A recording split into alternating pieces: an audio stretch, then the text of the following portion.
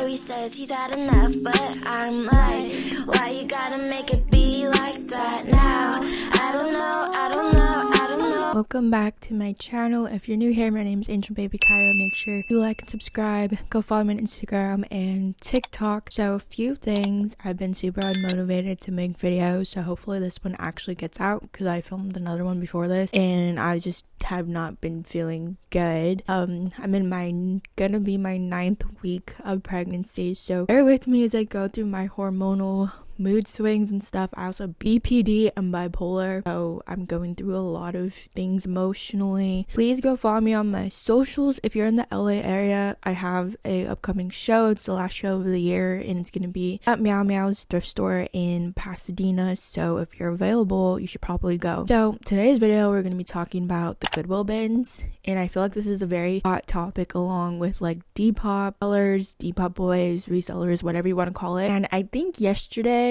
was when we went to the Depop bins in Silver Lake / Glassell Park, and that was like the worst time I've seen it. Like adults going absolutely feral over dirty clothes. Like it's the most insane thing. I'll put like a video of it. This is like very tame. After, I was just so in shock I didn't get video of them like literally running back and forth, jumping over. It's literally so gross, and I made a TikTok video about it, and your guys' comments are actually really, I don't know, shocking. There's so many weird things that have happened at the Goodwill bin. Some horrible things. Someone said that a man assaulted me at the bins and verbally harassed me. They said that they went to the Goodwill bins once. The secondhand embarrassment from seeing grown adults fighting each other over some dirty clothes was awful. Last time I went, I found a used tampon in a bin and some moldy clothes. Went to Goodwill bins and got COVID.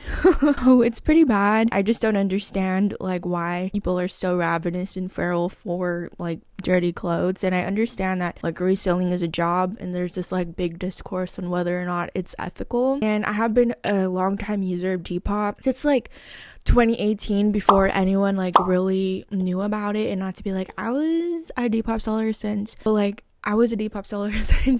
2018, and a lot has changed, especially with it being bought out, I think is by Etsy. A lot of the platform changed how you do things, just the interface of it and just like the people on Depop. I feel like the majority of people who do the reseller stuff are like rich kids and rich people who try to cosplay as being poor people, which is a whole different video in itself. I was just like really, I don't know, just really disturbed by the foaming of the mouth of adults. And I was at like the last bin that everyone was like ravaging over, and people still missed like a Burberry handkerchief that's at least like $200. And I'm just wondering why these Depop sellers are the way that they are. Like it's literally like a case study. I feel like they should be studied. These people should be studied, because what causes you to jump over bins, run back and forth, push and shove each other for clothes? And I think there's a difference, because I realize overhearing people talk at the Goodwill bins that the older people that are doing this tend to sell on eBay, and the younger Gen Z obviously sell on Depop or like their secondhand thrift sites, or maybe even on Instagram. So I went to Reddit, of course, and I found one thread that was like, anyone else get uncomfortable at Goodwill outlets? Keep giving the bins a shot, but I can't get past the uncomfortability of everyone crowding and rushing the new carts. I know it's a culture of the store, but it almost seems inherently competitive, which is not what I'm looking for. The last time I went, someone literally scooped away the clothes in front of me so he could see them first. It's a letdown because I love the store, but not the culture. And I do think like the concept of being able to give underprivileged people a way to access clothing, which may not always be the best clothing, but like still useful clothing. A lot of this stuff is like new. Like I said, we found like some designer stuff. I found really good stuff at the Goodwill bins. It also depends, I feel like, on the location, because Silver Lake Glassell Park is like a higher class area, I would say, in LA, and I feel like that's why a lot of the Depop sellers tend to gravitate over there. It's just really strange seeing the behavior of grown adults, how they treat each other. It's just always been really weird to me. I went there yesterday with my partner because I wanted to get clothes that were more like not form-fitting and that were more looser, because my clothes have not been fitting me. I'm going through my weeks of pregnancy, and I just wanted clothes in the future that I would be able to wear when my belly gets big. It's just not comfortable when you have people eyeing you. Like I was looking at Camp Flognos sweater, and as soon as I like put it down, a girl rushed over. I felt her looking at me and I knew she was gonna come and like snatch it, and it's like, it's not that deep, like go ahead and have it. There's like, it's missing the ties because it was like a drawstring hoodie, it's missing it. Things were cracking like on the decals on it, so I'm like, you don't need to do all of that, you know? So I found an article and I'll link it in the description if you guys want to read it. It is from the Rolling Stone and it's titled "The Depop Discourse is Distracting from Fashion's Real Problems. Online controversy over reselling and upcycling is an internet constant. Experts say we're focusing on the wrong enemy." So it basically tells about this person, Kelly Hayer. So she's a Pisces, and she found a mermaid blue vintage dress on eBay for under $60. Basically, she upcycled it. It was for her birthday. She made it her own. She spent tons of hours on it, and she posted it to TikTok, of course, to show her work. Tons and tons of people were commenting how she was ruining the dress and taking away from poor people who would have loved it in its original state. I made a video on this like a long time ago. A lot of people watched it. I don't even know it's still up. But basically, like, is upcycling plus size clothing ethical when there are so many plus size people that don't have the necessary sizes to buy clothing or just like cute clothing in general? I feel like this is what it kind of goes under too. And it says, "Welcome to the Depop Discourse, the Twitter, Reddit, and TikTok controversy that revolves around old clothes and who deserves to save them." As Depop's popularity has turned reselling to a way for users to make money on the side, most popular sellers and apps have become influencers in their own right, like Victoria's Paris, whose platform grew from her Depop storefront. But in the past decade, a common narrative has emerged that Depop sellers are stealing clothes off the backs of poor communities. Thrifting and buying secondhand can save consumers money and have the added benefit of not contributing to the massive clothing waste of the fashion industry. Helpful option when experts have proven that shopping trends have dangerous effects on climate change. Obviously, the narrative that is always being said is that thrifting is the most ethical way of consumption of clothes versus buying hauls and hauls and hauls of Shein, which more recently, I forgot what source it was, but I saw on TikTok that actually Fenty, Savage X Fenty, was actually worse rated on like the economic or environmental factor. Like, it got worse rating than Shein. And a lot of people just assume Shein, like that's like the most relevant fast fashion that everyone's throwing stones at is Shein and Temu now. So obviously, by thrifting, you're saving money and you're saving clothes from going into landfills, which is a win-win for the consumer and our planet. More recent times, obviously, people are buying in bulk, buying at thrift stores like Goodwill bins at a cheaper price than just picking at Goodwill stores or any thrift store like that, charging the price by like 200% at least. And I feel like as a Depop seller myself, when I do resell clothes that I've picked or curated, I normally just add like $10 on top of that, obviously depending on what the brand is or whatever. I was also a buyer at a thrift store. I know what to look for when deciding how much is too much, how much is too little, and what is a fair price, because you got to take into account that we go out and we go through things, right? But I don't think upmarking it 200% is fair. I think there has to be a good middle ground for it to be fair to the buyers, because no one wants to buy from Depop sellers, really. Like, it's become a negative connotation where people just refrain from trying to buy from Depop sellers, Depop girlies, Depop boys, whatever it is. Like, it's just become synonymous with just being ripped off, basically. And fashion and consumption experts telling Rolling Stone that casting Depop resellers as internet villains isn't just an unnecessary controversy, it's actively making it harder to address the real problems in the fashion industry. Much of the debate about clothes reselling, upcycling, updating older clothes comes from how most Depop users source their clothes. Since a rapidly increasing trend cycle means old styles come back into fashion faster, sellers upload photos of the clothes, set their own prices, and the site takes a 10% cut. To set themselves apart from the rising number of Depop users, resellers will often make all vids that show off what clothes will be listed soon. I've done this before. It's usually drops, but it's things that I've upcycled, and I'm trying to be more of like upcycling my own stuff posted on Depop. It's like the best feeling ever when I sell something that like I've made, and I'm trying to lean more towards that than just like reselling pieces. I am like big into styling. I've styled runways and styled my first short film, so I love styling pieces, and I really want to do style bundles again, but I just feel very hesitant of doing it because I feel like people, and I feel like rightfully so, will understand like why it is how much it is. Also, I guess I just gotta find the right like demographic, but there are some people who are stylists on Depop and don't know what they're doing, put it bluntly, and that charge so much when they will give you like Walmart brand, Target brand, just things that aren't worth what it is, you know? It should be like curated pieces, and I always try to do vintage pieces or dead stock pieces, things you won't be able to find on your own for the most part. It says that on TikTok, the hashtag Depop reseller has over 3.8 million views. As the app's popularity has increased, so has the pushback. The main argument is that by using thrift stores as a means of incomes,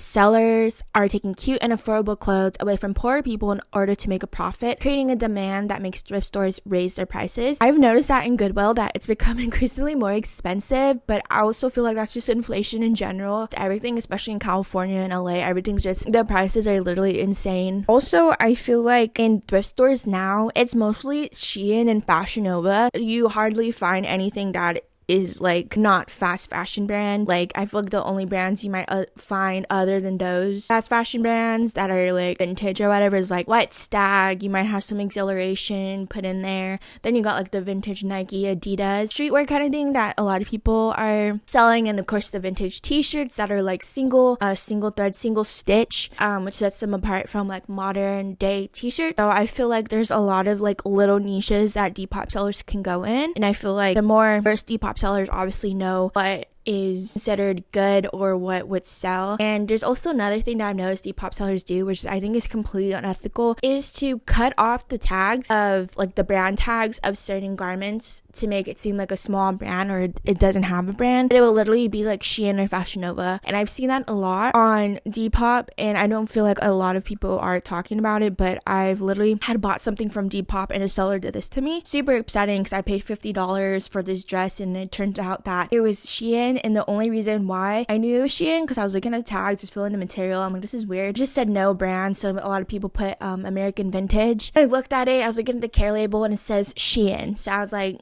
you forgot to take off the other tags that say Shein, so you're not slick if you think that you're doing that. The original girl from the TikTok that we mentioned earlier, posted a video of her altered dress. She thought people would be excited to see how she reworked it, but she tells Rolling Stone she was surprised at the visceral entitlement people felt towards a dress they didn't know existed until yesterday. But there's this idea that there's not enough to go around, especially in the thrifting and Depop community, Hire says. But whatever dress or item someone finds in a thrift store, that's the only one to exist, right? That's not necessarily true. And she isn't the only one coming under fire. In late February, Jack, a 19-year-old who runs a popular thrifting account, went viral after posting a video of clothes she was planning to sell on Depop. After several Twitter users posted side by side of her video and the accompanying Depop listings, including one that listed a red lettered trench jacket for $120, people flooded her comments calling her a landlord, greedy and unethical. She can go herself, lol, greedy, lazy, and parasitic. I remember seeing this too, and it was like a really big thing. It says Jack did not respond to Rolling Stone's request for comments. She did address the controversy on her Instagram, saying selling clothes on Depop took her from being a broke college student to be able to pay her bills on her own. I feel like that's okay, but I feel like there's like a certain line. Like I feel like it's very nuanced, and I feel like there are certain things that you just shouldn't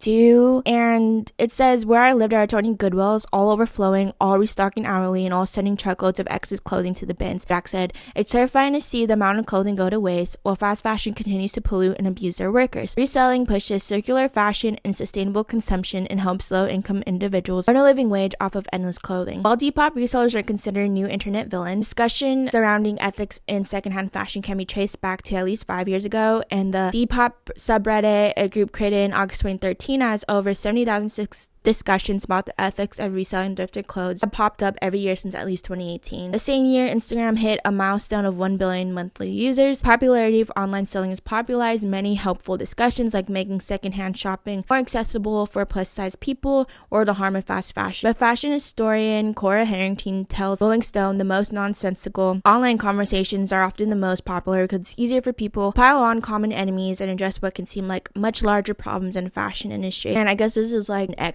post. The Depop girls reselling thrifted clothes are really not the villains they're made out to be. They search through thrift stores and pick styled pieces and show them to an audience that would like them. That is work. Plus, it's better than the clothes ending up in a landfill. Just buying clothes at an affordable price and reselling them for triple is not work. That's inconsiderate exploitation. Someone responded to that. Especially in the last few years, there's been an interesting tension between people encouraging folks to shop secondhand and people saying it's not fair to poorer people and those that are underprivileged who must shop from the thrift store. Like, that is their only option. And I feel like that's the problem, or a lot of people have that problem or think it's a problem, because a lot of people who are doing these hauls from their stores can shop from other brands, you know, and I feel like that's kind of a valid reason to dislike resellers. Because one myth is that thrift stores are going to somehow run out of clothes if there are resellers buying too much, which doesn't align at all with how much fashion is floating around out there, Harrington says. We wind up seeing very bizarre comparisons, like when people compare Depop resellers to landlords, which is nonsensical. That's how this discourse goes awry. And Hire says that it's easy to just pick on sellers because of their age, their price points, because users are able to set their own prices. Internet trends can see an object price far above its worth. But I find Depop tricky because a lot of people sell items for a lot more than they're worth. Hire says with the Y2K trend, people are selling Lego Boy's medium t-shirt for $55. And while I totally understand those sellers have to make money, I think Depop can be more about the aesthetic of vintage than the actual sustainable practice of thrifting itself, which I totally agree with, because I feel like Depop has a certain aesthetic to it, like the cool Gen Z, very trendy, like you work for yourself, work from home, whatever. Everyone wants to be a Depop seller and be able to make a living off of it, which is fine, but I feel like that's not the purpose of why the majority of people are Depop sellers. Like, it's fine to have it as like your main priority, have like an income or whatever, or for it to be your job, but I feel like sustainability is kind of like out the window, especially with people that are also drop shipping, which has been a really big problem on Depop. It says that the online discourse really rarely escapes into the real world. Vintage shops have existed for decades. There aren't crowds of people picketing them across America, but she adds that this means that meaningful discussions that could start on the internet lead to real systematic change can get left behind. Thrifting's not a new thing. People have been repurposing clothes, wearing clothes until they're completely worn out, transitioning clothing from outside wear to inside wear, and trading clothes between people forever, Harrington says. What's also intriguing is when you take these same conversations offline, people who don't spend a lot of time on social media are bewildered. A lot less friction in real life around these topics. With this, I feel like I would heavily disagree, because now I feel like it's gotten to the point where it has overflowed into real life. In this instance of experiences going to the Goodwill bins, it's really uncomfortable going, and if you're like, why do you go there in the first place? Because I don't have money. Like, everyone wants to be able to get clothes.